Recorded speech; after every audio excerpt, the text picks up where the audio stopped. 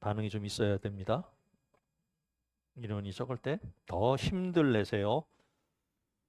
사랑하는 성도 여러분, 한 주간 안녕하셨습니까? 우리는 살아가면서 수많은 기회의 순간을 만납니다. 요즘 주식 그래프 막 올라가고 있어서 여기 기쁘신 분 있나요? 주식 하시나요, 누가? 주식 아무도 안 하나 보다. 요즘 저기 코스피라 그래서 지수가 옛날에 작년에 2000이었잖아요. 2000, 2300 막 이래서 3000을 못 돌파한다 그러다가 갑자기 지금 9000까지 갈라 그랬죠. 9000까지요. 간다는 얘기가 뭐냐면은 2000만 원 갖고 있으면 9000만 원 된다는 의미가 되는 거예요. 자산이. 그냥 순식간에 이렇게 올라가 버린 거야. 그 9천만 원 됐는데 또 지금 올라갈 때 이제 전부 다 걱정하잖아. 저렇게 올라가는데 내가 돈 주고 주식을 사면은 떨어지지 않을까 이렇게 걱정하잖아요. 그래서 주식 사면 떨어지면 어떡하지? 그럼 손해 보는데 이렇게 해는 거예요. 그런데 이제 떨어졌어요. 7천까지 떨어져 버렸어. 그래가지고 근데 사람들은 벌었게요, 손해 봤게요? 9천에 산 사람은 2천 손해 본 거예요. 그죠? 근데 2천에 샀던 사람들은 5천 버는 거야. 그런 거예요. 그러니까 사두고 좀 버티는 사람들은 이자 부담을 안고 사도 그렇게 올라가는 거고. 이렇게 변동이 심한 나라가 우리나라밖에 없어요. 전 세계적으로 지금 굉장한 지금 호황을 달리고 있는 거예요. 뭐 얘기 들어보셨겠지만 그 영업이익률이라고 그러죠. 장사에서 남는 돈, 장사에서 남는 돈 영업이익률이라 그래요. 다 떨고 월급 주고 다 주고 자기가 다 가져가는 돈 사상 최대래요. 삼성, 하이닉스 뭐 이런 데가 전부 다 엄청나다. 그럴 때마다 이제 우리는 어떻게 생각하십니까? 주식하는 사람들은 마음이 쿵쾅거리고 항상 핸드폰을 들고 살잖아요. 보세요. 네. 그냥 떨어지면 좋았다가 올라가면 좋았다가 떨어지면 이건 또 올라갈 정조가 보이면 늦은 거야. 그냥 내려갈 때 사야 돼. 그런데 더 내려가면 어떻게 해? 손해. 이거 완전히 배팅인데 사람들 마음은 그렇죠. 그런데 오늘 성경을 보니까 진짜 믿음의 사람과 세상 사람의 차이는 기회가 왔어요. 올라갈 때 브레이크를 걸느냐 아니면 악셀을 밟느냐 하는 차이에 따라서 갈라져요. 오늘 본문에는 인생의 거대한 전환점을 맞이한 두 부류의 인간이 나와요. 한 사람은 기회 있을 때마다 하나님 앞에 무릎을 꿇은 사람이고요. 다른 사람들은 기회가 오니까 자기 머리를 굴려서 대박을 노리는 사람이에요. 오늘 말씀은 아주 흥미진진한 역사 드라마의 한 편이에요. 막장이 판치는 세상에서 하나님의 사람 다윗이 어떠한 방법으로 하나님의 나라를 세워가는지, 그리고 인간의 야망이 어떻게 피바람을 불러오는지 오늘 말씀을 통해서 살펴보도록 하겠습니다. 사무엘상 2장 1절입니다. 2장 1절. 먼저 지도 한번 설명을 해볼까요? 지도. 위치는 저래요. 지금 현재 보시는 대로 사해 바다가 있고 위에 이제 갈릴리 바다가 있고요. 그러면 이제 동쪽으로는 마하나임이 있죠. 마하나임. 그러니까 지금 사울이 죽고 나서 마하나임으로 가 있던 거예요. 그리고 나서 이제 모이는 데가 기브온이죠. 기브온, 연못가라 그러는데 연못이 위에서 보일까요? 안 보일까요? 우리 상식으로 안 보이죠. 연못 지하에 있어요. 그쪽은 다들 석회암 동굴이라 그 안에 밑에 지하에다 있어요. 그러니까 우리나라 연못처럼 한 거는 그냥 보기 좋으라고 한 거예요. 거기는 이제 연못이 안 보입니다. 거기에 이제 모였어요. 그리고 그다음에 다윗은 헤브론으로 갔죠. 헤브론으로 가서 거기서 이제 왕이 됐어요. 남쪽 나라의 왕이 됐죠. 유다 왕국의 왕이 됐어요. 그다음에 이제 북쪽 나라는 이제 북쪽 사울 왕가가 됐죠. 그래서 지도의 위치는 이래요. 중앙부쯤 된다. 기브온이. 그래서 그 정도에 모였다. 그래서 이따가 이제 성경을 보시면서 지도를 머릿속에 두고 보면 돼요. 지금 골로새서를 보는 것도 우리가 지도를 보고 강의하고 있죠. 골로새서 들어가서 좀 보셔요. 안 보시면은.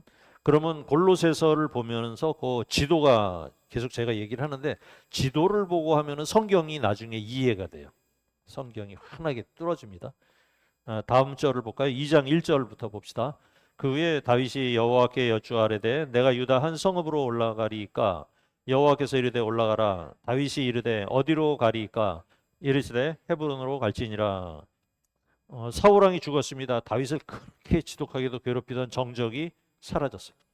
십수년을 도망자로 살던 다윗에게 드디어 찬란한 골든 타임이 다가왔어요. 보통 사람들 같으면 어떻게 했을까요? 자, 짐 싸자. 이제 예루살렘 진격이다. 내 세상이다. 이렇게 외치면서 우리 인스타나 페이스북에다 올렸겠죠. 인생 역전. 드디어 왕이 되다. 이렇게 올렸겠죠. 그런데 다윗이 좀 대단한 게 이제 이런 부분이죠. 그냥 그런 일이 있는데 좋은 일이 있어. 그런데 그냥 엉덩이를 땅에 붙이고 무릎 꿇고 기도를 하는 거예요. 하나님께 여쭤봐요.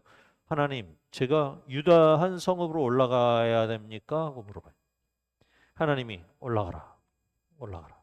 근데 다윗이 또 물어요. 어디로 갈까요? 너무 구체적이죠. 하나님이 콕 집어 말씀하십니다. 헤브론으로 가라. 다윗이 길을 몰라서 물었을까요? 자기 고향지대인데 몰라서 물은 게 아니에요. 유다 지파의 중심 도시가 그 당시에는 헤브론이에요. 아직은 예루살렘이 점령이 안 돼 있는 상태거든요. 그 다 하는 거예요. 그런데 다윗은 내비게이션을 딱 켜놓은 거예요. 출발하기 전에 내비게이션을 딱 켜놓고 하나님께 물어봐요. 기도해요. 그러니까 내 인생의 진짜 운전대의 주인은 누구다? 하나님이다라는 걸 인정하고 살아가는 사람이에요. 그냥 내 생각에는 너무나 당연한 길이잖아요. 가면 거기로 가야지, 그죠? 가면 서울로 가야지. 그런데 물어봐요. 허락을 받아요. 이게 바로 이제 다윗이 마음이 하나님께 합했다 하는 거예요.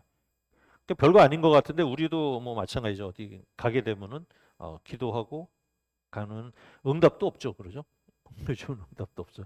그래도 우리가 기도하고 마음이 이제 편안하게 이제 되면은 가고 이런 거 중요한 것 같아요. 2절 3절도 볼게요.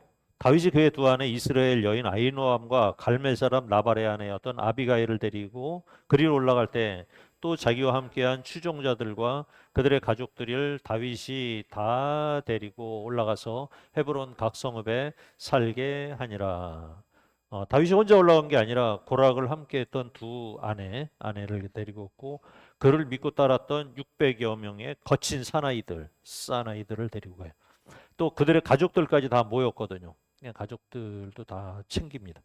얼마나 됐을까요? 한 가족당 남자가 이제 20세에서 한 50세까지의 나이가 싸울 수 있는 나이의 사람들이 600명이거든. 그러니까 거기에 딸린 사람은 가족 단위겠죠. 남자니까. 그러면은 자식을 3명만 낳았다라도 5가정이잖아요. 그럼 600가정이 되죠. 그러면 5, 6, 4, 3천 명이 기본 단위. 근데 애를 더 많이 낳았을까요? 조금 낳았을까요? 더 많이 낳았겠죠. 그때는 뭐 산하 제한 정책이라든지 뭐 이런 게 없으니까 생기는 대로 낳아야 돼요. 그죠? 생기는 대로 낳아요. 그래서 이제 이사를 한 거예요. 그러면은 이삿짐 센터가 몇 대가 등장했어야 했을까요? 엄청 등장했죠. 1000대 이상 등장했어야 되겠죠. 여보, 애들 챙겼나? 애들이 몇 명인지 모르니까 애들 챙겼나? 밥솥, 숟가락, 그릇 뭐 다 챙겨가야죠. 또 삼성 TV 챙겨가고요. 뭐 전자레인지 다 챙겨가야 돼. 이게 움직였죠. 그러니까 다윗의 입장은 그런 거예요. 혼자서만 영광을 누리질 않았다는 거예요. 자기 혼자 싹 빠져나간 게 아니고 고난을 함께 한 사람들과 함께 이 축복을 같이 누릴 줄 아는 사람이었다는 거예요. 헤브론으로 이제 도착을 했어요. 출발이 이제 붕 하고 출발해가지고 이제 헤브론으로 올라갔어요. 무슨 일이 벌어지는지 4절 상반절을 볼까요? 시작. 유다 사람들이 와서 거기에서 다윗에게 기름을 부어 유다 족속의 왕으로 삼았더라. 드디어 유다 지파의 왕이 됐어요. 사무엘 선지자가 비밀리에 기름 부음을 받은 지 한 15년 지난 거야. 15년 지난 다음에 이제 왕이 됐어요. 기도가 응답하는데 15년 걸렸다는 의미예요. 여러분도 혹시 기도 제목이 1, 2년 안에 안 이루어진다고 낙심하고 있지는 않으신가요? 다윗을 보면서 힘을 얻으세요. 근데 하나님은 어쨌든 간에 하나님은 적절한 타이밍이 있어요. 그 사람한테 복을 줘야 되는 타이밍이 있어요. 그 타이밍은 하나님께서 만들어 주신 거죠. 근데 왕이 되니까는 제일 먼저 들리는 소식이 뭐였느냐? 4절 5절 볼까요? 어떤 사람이 다윗에게 말하여 이르되 사울을 장사한 사람은 길르앗 야베스 사람이니이다 하매 다윗이 길르앗 야베스 사람들에게 전령들을 보내 그들에게 이르되 너희가 너희 주 사울에게 이처럼 은혜를 베풀어 그를 장사하였으니 여호와께 복을 받을지어다.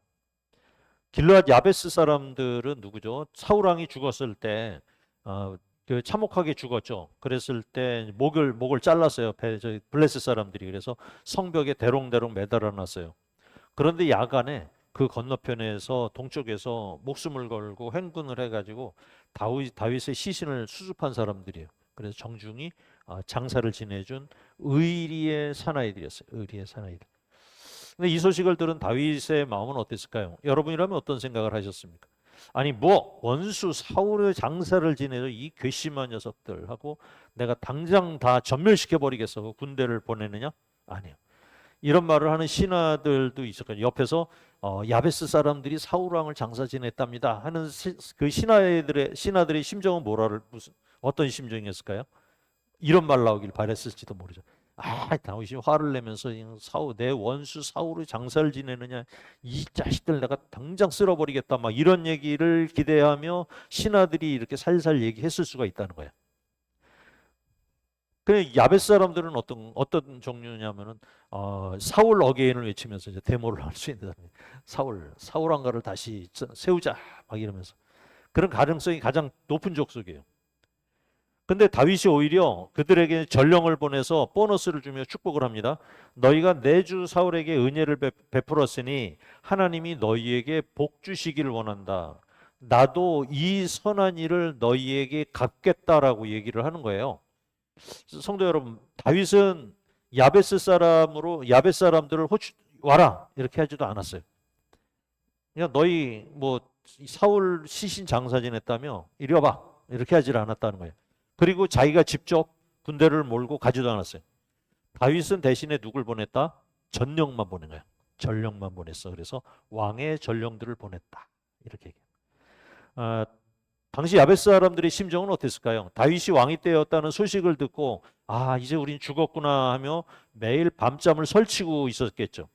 그런데 저 멀리에서 이제 다윗 깃발을 든 전령들이 더덕더덕거리면서 막 숨을 헐떡거리면서 막 마을로 들어옵니다. 마을 주민들은 생각이 있었겠죠. 이제 사형 집행관이 왔을 가능성이 높다. 그래서 이제 온 동네가 온 족속이 덜덜 떨었겠죠. 근데 그 전령들의 입에서 나온 첫 마디가 무엇이었습니까? 너희를 숙청한다. 이게 아니라 너희가 사울 왕에게 은혜를 베풀었으니 여호와께 복을 받을지어다라는 감격스러운 말이 나왔던 거예요. 두려움에 떨던 야베스 사람들이 엉엉하고 이제 죽었구나 하고 있는데 갑자기 감격의 눈물로 바뀌는 그 순간이죠. 다윗이 배려하는 게 참 이런 것 같아요. 상대방까지 두려움까지 배려를 한 거예요. 그러니까는 전령들을 먼저 보낸 거예요. 그러니까 이 사람이 굉장히 따뜻한 사람이에요. 다윗이. 그만큼 리더십이 강한 사람이죠. 그러니까 얼마나 세련된 사람이에요. 세련되고 멋진 사람이에요. 멋진 사람. 사울을 따르던 북쪽 지파 사람들의 마음이 이 한마디에 다 녹았겠죠. 와, 이 진짜 큰 인물이구나. 원수의 신하들까지 품어주는구나. 이런 생각을 했겠죠. 6절 7절입니다. 너희가 이 일을 하였으니 이제 여호와께서 은혜와 진리로 너희에게 베푸시기를 원하고 나도 이 선한 일을 너희에게 갚으리니 이제 너희는 손을 강하게 하고 담대히 할지어다. 너희 주 사울이 죽었고 또 유다 족속이 내게 기름을 부어 그들의 왕으로 삼았음이니라 하니라. 여호와께서 뭐로다 갚아라? 은혜와 진리로 갚아라. 저는 이제 궁금했어요. 왜 축복을 하면 은혜와 진리로 갚으랬을까? 너희는 큰 복을 받고 자식을 많이 낳고 그 재물도 회복하고 건강하고 이렇게 살아라 하지 않고 다윗의 축복은 은혜와 진리였습니다. 은혜로 번역된 단어는 이제 헤세드예요. 헤세드 제가 자주 말했죠. 사랑, 인자 이런 뜻이에요. 그 다음에 진리는 에메트라고 그래요. 구약에서 이 두 가지 은혜와 진리라는 단어가 쓰일 때는 그냥 우리가 생각하기에 자비, 참됨 이런 것을 말하는 게 아니라는 거예요.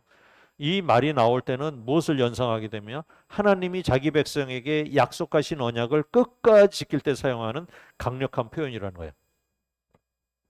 그러니까 하나님의 약속이에요. 언약이에요. 다윗의 축복은 너희가 사울 왕에게 목숨을 걸고 의리와 신실함을 보여주었으니 이제는 온 우주의 왕이신 하나님께서 직접 너의 인생과 가문을 신실하게 책임져 주길 바란다 하는 그런 축복 기도예요. 보증수표를 발행해 준 거죠. 현실적인 상황을 보면은 이런 거예요. 길르앗 야벳 사람들은 사울 왕의 친위대와 다름없는 그런 지파였어요. 왜냐하면요, 사사기 20장 기억하실 수 있죠? 그때 이제 내전이 일어났어요. 베냐민 지파하고 열한 지파가 싸움이 붙었어요. 그때 베냐민 지파가 몰살당할 처지에 있었어요. 사사기 20장을 보면 그 얘기가 나와요. 그런데 600명이 남았는데 그때 열한 지파가 살려주기로 결정을 해요. 하나님의 언약은 12지파다. 근데 그 한 지파를 없애는 건 하나님의 뜻이 아니다 해서 살려주기를 해요. 그런데 아무도 시집을 보내지 않는 거예요. 이제 청년들만 남아 있어요. 그러니까 칼 잡은 군인들만 600명 남아 있는 상황이야.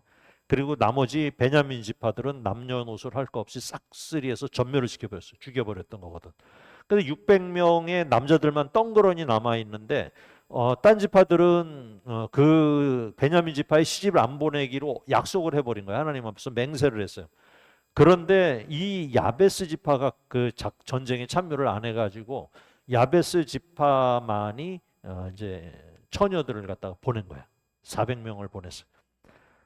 자, 이게 무슨 얘기냐 하면은 베냐민 지파의 처갓집은 어디다? 야베스 지파예요. 그냥 모든 사람들이 거의 다 200명 빼고는 다 야베스가 처갓집이야. 그럼 할머니의 지파가 어디다? 야베스 지파야. 베냐민 사람들한테 그게 있는 거예요.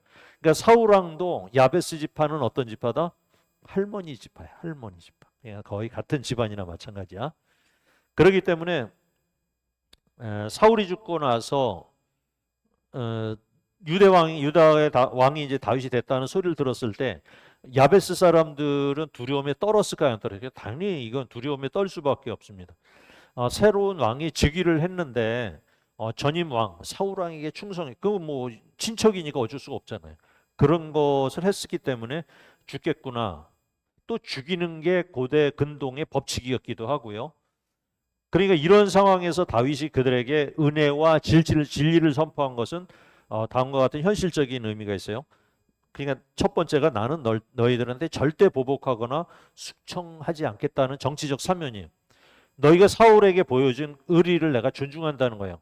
또 너희가 신실함과 친절로 대했다는 앞으로 나는 너희들한테 그렇게 대하겠다는 평화 협정을 선언한 거예요.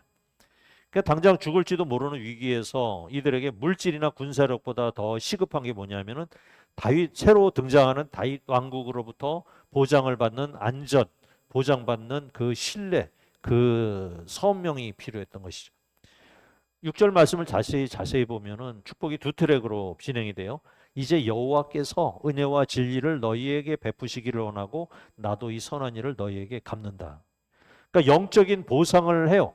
우리도 이제 그렇게 할 수 있죠. 축복합니다. 당신이 건강하기를 축복합니다. 이렇게 축복할 수 있어요. 누구나 다 할 수 있어요. 그런데 바라는 사람은 뭐가 필요할까요? 물질이 좀 필요하지. 그냥 병문안 가면은 막 기도만 열심히 하고 예수 그리스도의 이름으로 날지어다 이렇게 하는 것보다 봉투 한 장이 딱 가는 게 중요해요. 다윗이 지금 그걸 하고 있어요. 하나님의 축복을 전하는데 실제로 내가 함께하겠다. 선한 일을 갚아주겠다. 이게 굉장한 거예요.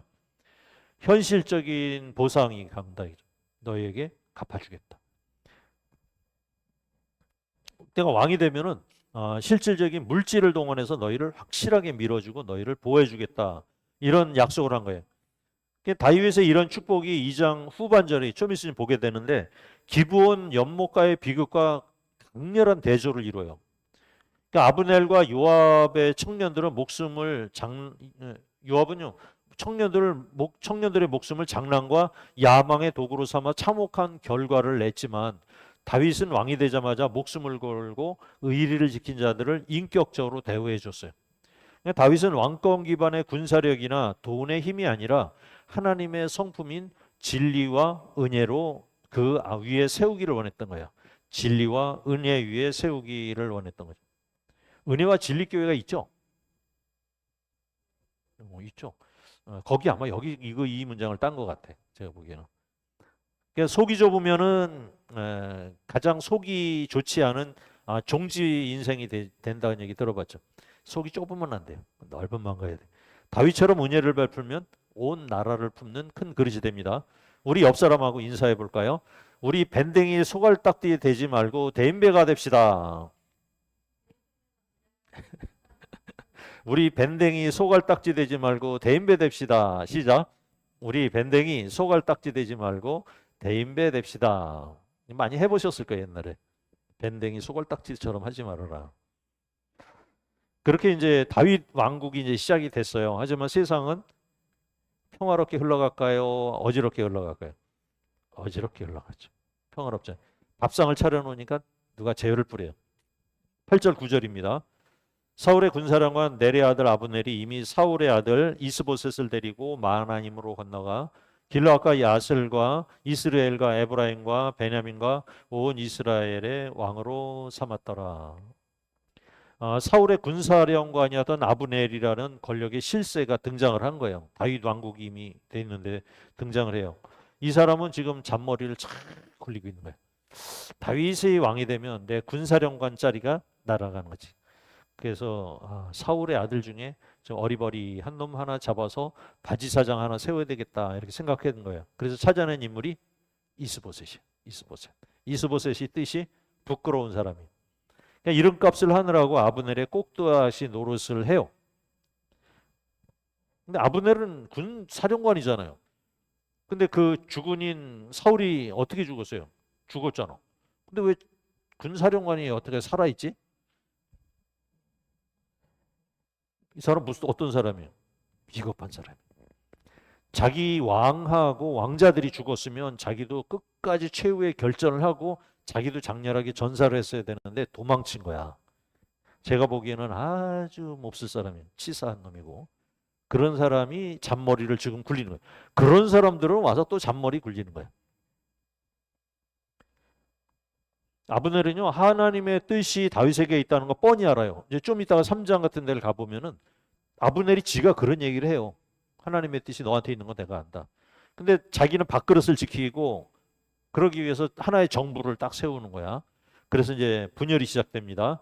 10절, 11절입니다. 사울의 아들 이스보셋이 이스라엘 왕이 될 때 나이가 40세이며 2해 동안 왕위에 있으니라. 유다 족속은 다윗을 따르니 다윗이 헤브론에서 유다 족속의 왕이 된 날수는 7해 6대 달이더라. 나라는 이제 또 두 쪽이 난 거예요. 다윗 이때 난 거지, 뭐 이때 난 거지. 사울이 다스렸던 왕이 나라였으니까. 남쪽은 다윗, 북쪽은 이스보셋이 돼버린 거예요. 이스보셋은 겨우 2년 했다. 성경은 굳이 2년 했다고 기록을 하고 있어요. 그리고 이제 흔들렸죠. 다윗은 헤브론에서 얼마 했다? 7년 반을 했다. 그랬더니 뿌리를 내렸다 하는 건 얘기를 하고 싶은 거예요. 하나님의 뜻을 거스리고 잔머리를 굴려 세운 탑은 금방 무너진다 하는 것을 성경이 보여주는 것이죠. 그런데 이게 쓸데없이 이 이스보셋이라는 사람이 등장을 함으로써 아브넬이 등장함으로써 긴장 관계가 형성이 된 거예요. 그냥 유다 왕이 됐으면 그냥 통일 왕국으로 살았어야 되는데 이렇게 쪼개면서 긴장 관계가 형성이 된 거예요. 그러니까 남과 북의 군대가 한 자리에 또 만났습니다. 12, 13절입니다. 같이 봅시다. 시작. 넬의 아들 아브넬과 사울의 아들 이스보셋의 신복들은 마하나임에서 나와 기브온에 이르고 수리아의 아들 요압과 다윗의 신복들도 나와 기브온 목가에서 그들을 한 만나 함께 앉으니 이는 못 이쪽이요 그는 못 저쪽이라. 기브온 목가라는 곳에 이제 남북 군다들이 이제 마주친 거예요. 연못 사이를 두고 이제 막 얘기를 했겠죠. 막 떠들고 그러겠죠. 서로 기싸움하겠죠. 야, 째려보지 마. 뭘 봐 이 자식아. 막 저쪽에서는 네가 먼저 봤잖아. 그럼 막 싸우겠죠. 막 험악한 분위기가 형성이 되겠죠. 그렇게 막 이제 뭐 말싸움만 하겠죠. 옛날에는 같은 군대였으니까 얼마 전까지만 해도 블레셋하고 상대했던 한 군대 사람들이었으니까. 근데 아브넬이 제안을 해요. 14절이에요. 시작. 아브넬이 요압에게 이르되 원하건대 청년들을 일어나게 하여 우리 앞에서 겨루게 하자. 요압이 이르되 일어나게 하자 하매, 여기 겨루게 하자는 말은요 그 히브리어로 자카크인데요, 놀게 하자, 장난하게 하자는 이런 정도의 뜻입니다. 그러니까 우리 군대가 다 그냥 또 싸우면 사람들 뭐 절반 이상 죽고 피바다가 되니까 각 동네 대표 싸움꾼들 몇 명 뽑아서 우리 오징어 게임 한번 하자. 오징어 게임 하자 하고 이제 처음에 뭐 이렇게 그런 게임을 하자고 이제 한 거예요. 우리 심심한데 구경이나 하자 하는 용어가 그런 의미를 갖고 있는 거예요. 그 동족이며 부하들의 목숨을 가지고 장난을 치자는 제안이었던 거예요. 그 아브넬이 그렇게 야 우리 군사들 좀 제일 싸움 잘하는 놈 12명씩 나와서 하자 하니까 요압은 또 그러면 안 되는데 요압이 좋다는 거예요. 콜 하면서 덥석 받아먹어요. 리더들이 너무 철이 없는 거예요. 그럼 영적으로 둔감한 거죠. 한쪽에서는 잔머리 굴리는 아브넬이고 다른 한쪽에서는 아무 생각 없이 혈기 부리는 요압이에요. 그러니까 둘이 싸움이 붙은 거예요. 어떻게 싸웠을까요? 15절 16절 봅시다. 그들이 일어나 그 수대로 나아가니 베냐민과 사울의 아들 이스보셋의 신복편의 12이요 다윗의 신복편의 12이라. 그들이 각기 상대방의 머리를 잡고 칼로 상대방의 옆구리를 찌르매 일제히 쓰러진지라. 그러므로 그곳을 헬갓 핫수림이라고 일컬었으며 기브온에 있더라. 남북에서 총 12명씩 딱 나온 거예요. 청년들이 나온 거예요. 청년들도 싸움 잘하는 그 장군급 애들이 나왔을 거 아니에요. 근데 어떻게 했다? 머리끄덕이를 잡았다. 그 다음에 설로 옆구리를 찔렀다. 처음에는 장난으로 뭐 이렇게 격투하고 막 이렇게 하는 걸로 생각을 했는데 이게 가자마자 그게 아닌 거예요. 피비린내 나는 참극이 나버린 거예요. 그렇게 서로들 머리를 붙잡고 어디 가지도 못하게 그냥 칼로다 옆구리 이렇게 쑤셔댔으니까 12명이 24명이 다 쓰러져 죽었다는 거예요. 그래서 그곳 이름을 뭐라 부른다? 헬갓 하수림. 이게 뭐라고 부르냐면 날카로운 칼의 밭이라는 거예요. 칼로 찔려서 밭이 피바다가 된 거예요. 고대 국가에서는 싸움에서 장수들끼리 이렇게 딱 있으면은 장수들끼리 딱 나와서 말 타고 나와서 막 창을 휘둘면서 막 장수들끼리 싸우잖아요.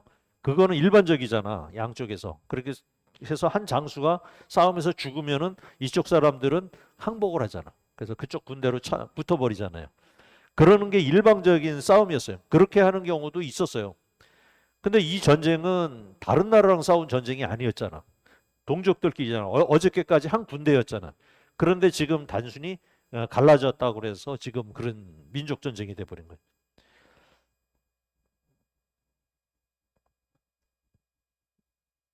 그 골리앗과 싸웠던 다윗의 전쟁도 마찬가지예요. 장수들끼리 나와서 싸운 전쟁이었잖아요, 그때. 그거는 왜 그렇게 하느냐? 이방 다른 나라니까, 다른 나라들끼리니까 그렇게 하는 거예요. 그래서 우리가 이제 이거를 우리가 그렇게 그런 차원에서 이해해 보면 이 전쟁이 이해가 안 되는 전쟁인 거예요. 그러니까 한 피를 받은 형제들이었고 하나님의 언약의 백성이었어요. 하나님이 주신 군사력과 청년들의 목숨은 이방 대적들에서 이스라엘을 지키라고 주신 거지. 근데 아브넬과 요압은 그 소중한 하나님의 백성들을 자기 권력을 지분을 나누기 위한 동족 상잔의 도구로 썼다는 데 문제가 생긴 거예요. 성경은 형제들끼리 칼을 겨누게 만든 이 리더들을 악하게 보았고요. 그다음에 악하게 봤고 기괴하다 이렇게 얘기를 하는 거예요. 아브넬이 제안한 겨루게 하자라는 말을 갖다 하기 위해서는 그렇게 하면 안 되었던 거죠. 그러니까 이 전쟁, 이 앞장서서 이 싸움이 뭐냐면은 긴장감 속에서 장수들의 자존심을 세우기 위한 청년들의 목숨을 담보로 건 잔인한 쇼였던 거예요. 그러니까 16절을 우리가 다시 한번 자세히 살펴보면요. 싸우기 위해서는 12명이서 뭐 이렇게 딱 전열을 갖추고 막 이렇게 싸운 게 아니라 그냥 머리채를 잡고 동시에 옆구리를 찔러서 24명이 그냥 죽었다는 거예요. 그러니까 군사적 목적도 없어요. 대의 명분도 없어요. 그냥 리더들의 자존심과 감정 싸움 때문에 젊은이들을 허무한 죽음으로 몰아넣었기에 성경에서는 이런 현상을 기괴하다 이렇게 얘기하는 거예요. 그래서 그곳 기이하다는 뜻의 이름으로 뭐라 불렀다? 날카로운 칼의 밭이라고 그래서 헬갓 하수림이다 불렀다는 거예요. 왜 헬갓 하수림이라고 저기다 썼느냐? 기괴하다는 게 기괴하다. 날카로운 칼의 밭이라는 거예요. 근데 뭐 방어할 생각 없고 뭐 그냥 그런 생각이 없어요. 그냥 상대방 도망도 못 가게 막 머리채 붙들고 그러니까 서로 좀 도망가고 그래 살아남는 사람도 있을 거 아니야. 그냥 도망 가지 못하게 찌르는데 급소를 찔러야 자기가 살 거 아니야. 그러니까 상대방 급소를 찔렀을 거 아니야. 이게 아주 그냥 최악의 성능. 너 죽고 나 죽자 이런 싸움이에요. 세상 정치는 늘 그렇습니다. 라인을 타고 권력을 잡으며 야망을 부리는 것이 당연한 현실이죠. 오늘날도 그래요. 기부원 목가의 청년들을 싸우게 한 것도 뭐 그럴 수 있어요. 고대 정치에서는. 그런데 성경은 세상의 관습을 따르지 말아라는 거예요. 아무리 세상 정치가 그렇다 하더라도 하나님의 백성들이 자기 기득권 때문에 형제의 가슴에 칼을 꽂는 것은 안 된다는 거예요. 사울이 죽고 난 이후에도 이들은 여전히 한 나라고 한 민족이고 한 형제였어요.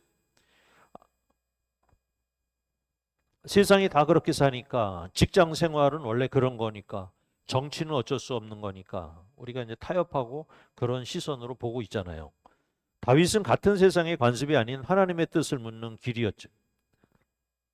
세상의 방식인 하나님의 방식으로 우리는 내 삶을 세워가야 합니다. 마지막 절 17절 보겠습니다. 그날의 싸움이 심히 맹렬하더니 아브넬과 이스라엘 사람들이 다윗의 신복들 앞에서 패하니라. 장난으로 그냥 몇 명 내보내서 시작된 싸움은 결국 걷잡을 수 없는 전면전으로 전면전으로 그냥 번져버렸어요. 온 들판이 피로 물들었어요. 결과가 어떻게 됐습니까? 하나님의 뜻을 거스르고 인간의 야망으로 뭉쳤던 야브넬과 북쪽 이스라엘 군대가 참패를 당하고 말아요. 당연한 결과죠. 유다 지파는 지금 다윗이 왕이에요. 다윗은 부하들과 오랜 시절 사울에게 쫓기고 블레셋의 망명 가서 갖은 수모를 당했어요. 그 사람들을 똘똘 뭉친 거야. 악이 다 서 있던 사람들이에요. 다윗의 군대를 이길 수 있는 군대는 없어요. 악이 바쳤기 때문에. 이 악이 바칠 대로 바쳐 있는 게 다윗 군대였어요. 그리고 다윗은 하나님의 마음에 합한 사람이었죠. 또 기름 부은 사람이에요. 다윗을 대적한다는 것은 하나님을 대적하는 것과 같은 결과가 돼요. 그래서 하나님을 대적하는 이 싸움에서 이길 수 있는 인간은 아무도 없는 거예요. 결론으로 말씀드리겠습니다. 오늘 우리가 기브온 목가에서 벌어진 이 비극적인 역사 드라마의 전반부, 다음 주에는 후반부를 보게 되는데 전반부를 먼저 보았어요. 다윗은 기회가 있을 때 기도를 심었습니다. 내 생각과 욕심을 내려놓고 하나님 어디로 갈까요? 물었습니다. 그렇게 기도로 심은 나무는 7년 반 동안 헤브론에서 든든히 자라나서 결국 온 이스라엘을 품는 거목이 되었습니다. 반면 아브넬과 요압은 기회가 왔을 때 자신의 야망과 혈기를 심었습니다. 하나님의 뜻은 안중에도 없고 자기 이익을 위해 줄을 서고 동족의 목숨을 장난처럼 여겼던 사람들이에요. 야망을 심은 결과가 무엇이었습니까? 날카로운 칼의 밭이라는 얘기예요. 차디탄 시체들이 뒹굴었어요. 오늘 이 예배에 우리 스스로에게 질문을 해보기를 원해요. 여러분은 지금 삶의 자리에서 무엇을 심고 계십니까? 내 뜻대로 내 머리 굴리며 아브넬처럼 야망의 바벨탑을 쌓고는 있지 않습니까? 사소한 혈기와 자존심 때문에 내 가정과 내 직장을 기부원 목과 같은 싸움터로 만들고 계시지는 않습니까?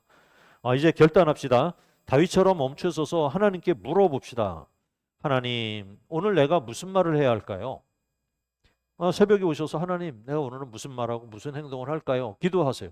하나님, 내게 주신 이 기회 앞에서 좋은 기회가 왔는데도 하나님께 한 번 더 물어보세요. 내가 이 선택을 어떻게 해야 할까요?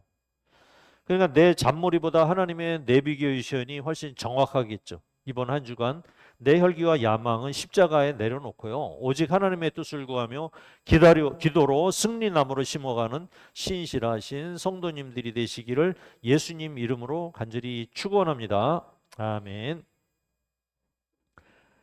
기도하겠습니다. 역사의 주관자 되신 하나님 아버지, 오늘 사울의 죽음이라는 거대한 변화 앞에서 극명하게 갈라지는 두 길을 보았습니다. 절호의 기회 앞에서도 서두르지 않고 하나님께 방향을 틀었던 다윗처럼 우리도 인생의 중요한 순간마다 내 경험과 잔머리를 내려놓고 무릎으로 주님 뜻을 구하는 성도 되게 하옵소서. 내 이익과 기득권을 지키기 위해서 야망을 품고 다툼을 일으켰던 아브넬과 요압의 어리석음을 범치 않게 하시고 사소한 감정과 혈기로 이웃에게 상처 주는 칼의 밭을 만들지 않게 하옵소서. 이번 한 주간도 우리 가정과 일터가 기도로 심고 사랑으로 거두는 축복의 헤브론이 되게 하여 주시옵소서. 예수님 이름으로 기도합니다. 아멘.